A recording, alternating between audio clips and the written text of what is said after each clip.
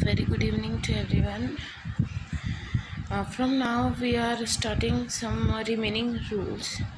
आज जो अलग अलग टाइप्स की नाउन्स के बारे में हम लोग पढ़ रहे थे, सो उनके रिगार्डिंग कुछ इम्पॉर्टेंट रूल्स हैं जो हमें पढ़ना बहुत ज़रूरी है. इफ़ इन केस हम लोग को इन चीज़ों का ध्यान नहीं होगा, सो जो भी आप इंग्लिश में यूज़ कर रहे हो मे बी ये प्रॉब्ली रॉन्ग हो सकता है. सो ये जो रूल्स आज मैं पढ़ाने जा रही हूँ ये मोस्ट इम्पॉर्टेंट है रिगार्डिंग नाउन्स और वर्ब्स एज वेल. तो कौन से रूल्स हैं आज हम ये देखने जाएंगे. सो इसमें बेसिकली 4 या 5 रूल्स है, बट जितना आज हो पाएगा वो रूल्स आज हम डिस्कस करेंगे. रिमेनिंग वन जो आफ्टर क्लास है उसमें डिस्कस करेंगे. So first rule is that we are talking about those noun that are always be plural.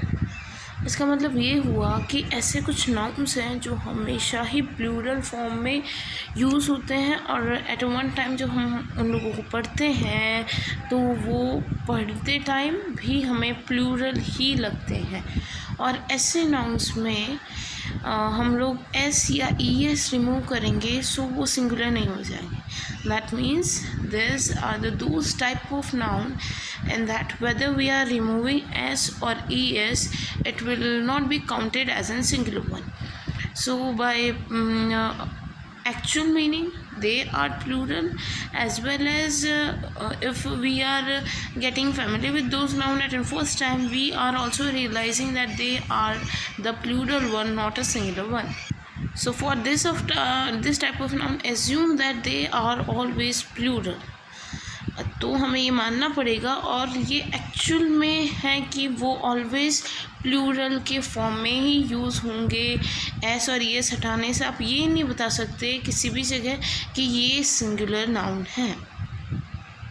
For example scissors, tongs, pliers, so this are the plural noun. Still it is only a single piece that only we are using plural. So ये जो मैंने example दिए इसमें अगर आप S या E S हटाओगे तो ये सिंगुलर नहीं बन जाएंगे. ये ऑलवेज बाय नेचर ये ऑलवेज हमें प्लूरल वे में यूज़ करने होते हैं. और एक स्पेसिफिक और स्पेशल नाउन है वेजेस. वेजेस हम लोग सिंगुलर और प्लूरल दोनों केस में एक ही वर्ड को यूज़ करेंगे. WAGES wages. तो ये हर केस में यही स्पेलिंग यूज़ होगा और जो प्रोनाउंसिएशन है वेजेस ऑलवेज हम लोग यही यूज़ करेंगे. अब वेजेस में एट लास्ट ES है, सो अगर आप ES हटा दोगे सो ये सिंगुलर नहीं बन जाएगा. सो ये मोस्ट इम्पॉर्टेंट बात ध्यान रखिएगा कि S और ES हटाने से उनका नेचर है वो सिंगुलर वे में नहीं हो सकता है. Now second rule is that there are specific noun that they are always singular, but on watching or on getting or listening those words we are thinking that it will be a plural way, but not at all. It always be used in a form of a singular case only. And for that noun हम लोग उनका use always singular वे में करेंगे. उनका use हम लोग अगर plural वे में करेंगे तो वो हमारा यूज़ रॉन्ग हो जाएगा. सो जैसे कि कुछ नाउन्स हैं न्यूज़,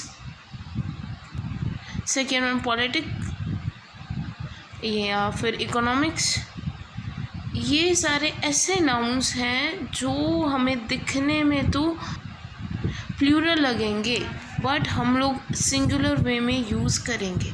जैसे मैंने जो एग्जांपल दिया आपके न्यूज़. सो न्यूज़ में आप क्या सुनते हो? एक ही न्यूज़ सुनते हो? ये तो हो नहीं सकता, बहुत सारे न्यूज़ सुनते हो.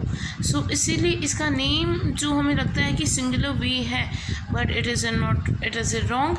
हम लोग प्लूरल वे में यूज़ करते हैं. सो न्यूज़ एक सिंगल न्यूज़ नहीं सुनते, बहुत सारे न्यूज़ सुनते हैं. सो ये आप लोग ये बोल सकते हैं कि न्यूज़ सिर्फ स्पेसिफिक हम लोग ये बताने की कोशिश करते हैं कि न्यूज़ सुन रहे. न्यूज़ ये कोई ज़रूरी थोड़ी है कि हम लोग एक ही न्यूज़ सुन रहे हैं, हम लोग बहुत सारी न्यूज़ सुनिए. सो आप लोग इस जगह को इस पे ES लगाओगे सो ये यूज़ भी एब्सोल्युटली रॉन्ग हो जाएगा.